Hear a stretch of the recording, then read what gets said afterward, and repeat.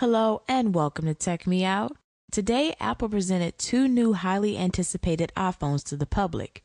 One of these debut devices is the iPhone 5C.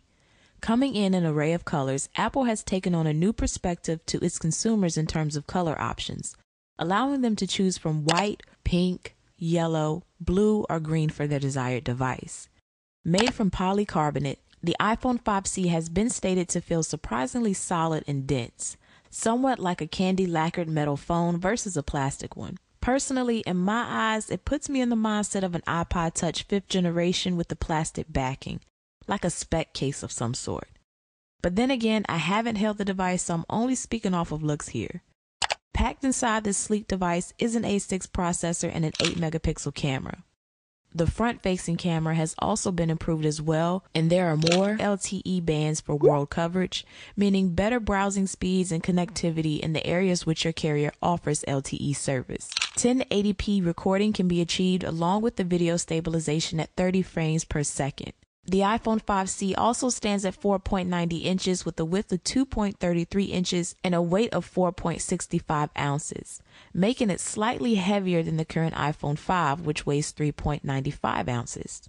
The battery life has also been improved, and from a first look at the numbers, it seems as though it will offer an even better battery life than the iPhone 5, especially in terms of internet browsing on LTE with the stated 10 hours versus 8 hours, which the iPhone 5 provides. Standby time is ranked around 250 hours compared to the iPhone 5's 225 hours also. A Retina display will adorn this device, coming in at 4 inches just as the iPhone 5. An 1135 by 640 pixel resolution at 326 ppi will make up the screen, and it will start at the price of $99 for the 16GB and $199 for the 32GB. Which is definitely a good starting price for many consumers interested in purchasing the newest iDevice. An unlocked version is stated to start at $549. Supported carriers will be AT&T, Sprint, T-Mobile, and Verizon. If you're interested in purchasing the new iPhone 5C, pre-orders begin on September 13th and are available for purchase or in-store pickup on September 20th. Now, the iPhone 5 will be discontinued, but the iPhone 4S will stick around in an 8GB version that will be free with a 2-year contract. Apple also introduced a new line of cases to match up with the 5C, which slightly alters the look of the device, providing you more color options through various combinations with different cases. The cases will be sold at a price point of $29.99 in 6 different color options.